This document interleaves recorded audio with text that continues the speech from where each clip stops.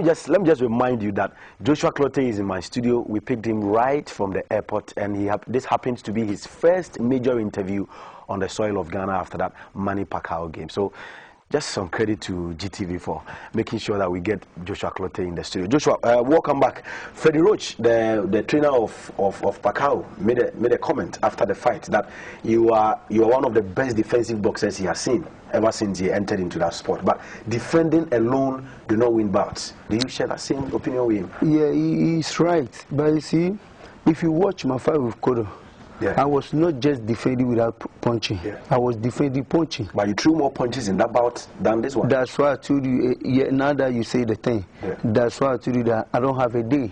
You know, in every business you do in life, there's on a half day. So I don't have a day because as soon as I work my way in, I can't even do nothing, you see.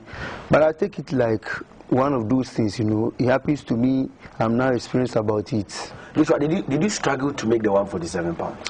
Of course, yes. It's the main factor about my knockout ratios now. As you can see, I can't even knock people anymore nowadays. Why?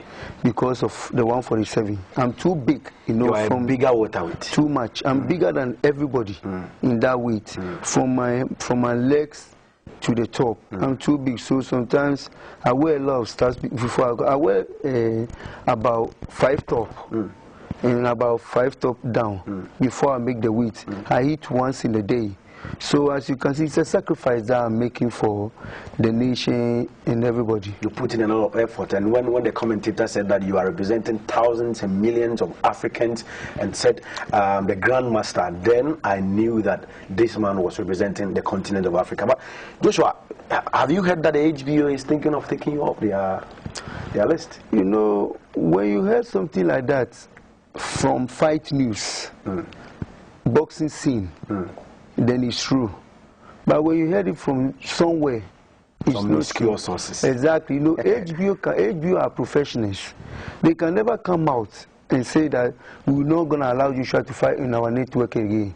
I call the HBO, the Taffet, he's the director of the HBO pay-per-view.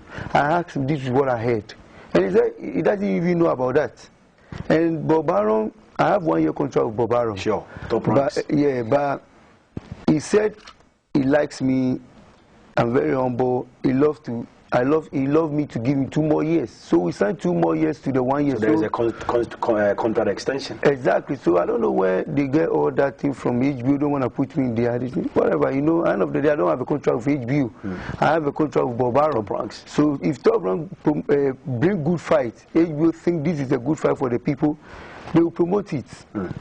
Joshua, at a point in time, if you had been a little bit aggressive, if you had, you know, pushed in a bit, you would have been able to knock out Manny Pacquiao. And at the same time, you have to know that when you go to a business and it's not working, you focus yourself, you made a very big mistake and it will hurt you tomorrow. You see? So if I push a little bit, if that will kill me, nobody is going to see me again. You see? I am trying to lose up, trying to vibrate myself. That's the reason why I'm dancing to the ring, to forget about what is happening. You see, but when I get it, it still works. It still can't go on. You know, people have to understand that this is not the way I fight. They have to forgive me and let me move on with my life. After this interview that I'm making with you right now, you are not talking after to that, I'm not going to talk to nobody about this again. Because when we're talking about the past, it hurt the future. Sure. So I don't want to talk about it because yesterday is gone. Exactly. We must concentrate on tomorrow. Tomorrow is better than yesterday because you don't know what is going to be in tomorrow. So I want all Ghanaians to forget about that issue. Yeah. It comes. We are praying for that. It comes. I know it doesn't work. We have to forget about it so that I'll move on with my life because I'm in do and die affair now. People don't know that I'm in do affair now with my career. This is how it is. I lost 2 on a row. So if I lost 3 on a row, then I'm not a world-class fighter. You are finished. This is what they have to think and stop talking about Pacquiao thing. I lost. We have to talk about the present. For the more encouragement they give me, the more I want my next fight to come out of that danger. Sure. But Joshua, do you foresee any fight coming so soon? Well, I am just thinking that analytically, you've lost to Manny Pacquiao, you've lost to Miguel Angel Cotto, but maybe the credible boxer that is likely to fight you might be Andre Beto. Well, you see, we can't even say anything about it because you don't even know that I'm going to fight with Pacquiao. It just came when Floyd Mayweather checked him out. Exactly. People came to the TV and they said, I lost to Cotto. They don't think that I'm going to get a big fight. I get more than big fights because they know God. Almighty Allah is blessing me so crazy because I am so humble. In America, the media said I am the most humble boxer they know. Probably because of your skin? No, where you come from? Because I respect everybody. I do what people that they know will not do because I know that this is life. Where you're going to make the money to take care of the family is more important. So definitely fights, I'll get a lot of fights. Right now they're talking about me getting to the ring in August. I tell them I'm not yet. This year, August? August. I tell 2 months, 3 months away from Yeah, I tell them no. Let me think. Maybe September will be better or October will be better. Joshua, your body language when you came out of the limousine at least gave some of us the impression that you were not prepared for the fight. What happened before the fight? Well, you see, people make money. When you try to do like them, you're going to fall for it. And at the end of the day, if it's bad, you're going to pay. You see, you don't know the reason why people make their money. Pray to your Almighty Allah to make sure that you make something good. We don't even know how every opponent fights or do before comes to the ring and fight. Sometimes we face obstacles on the road. We don't know how it is. People have to understand. It wasn't me there because I'm trying to push myself, make sure that I put myself together and come out like Joshua Clottey. Still doesn't work.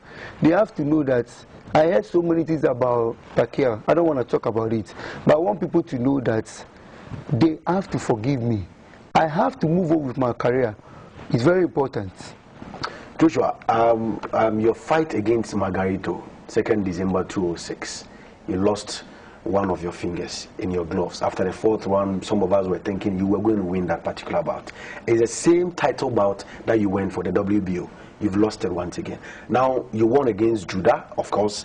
You won the IBF title. You lost against Miguel Angel Cotto. You've lost against Manny Pacquiao. 2 on the trot. You don't want to lose for the 3rd time.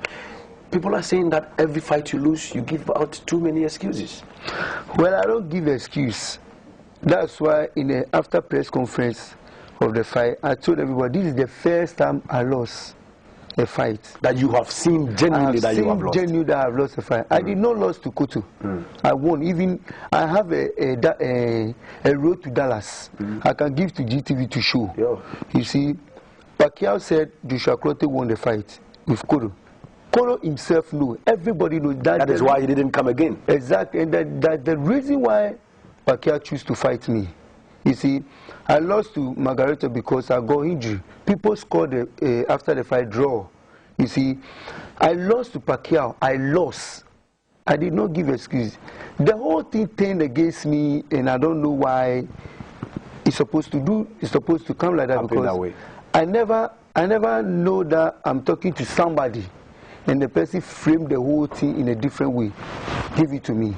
I accept them because I know when Almighty Allah is blessing you, you see so many obstacles. You have to fix them.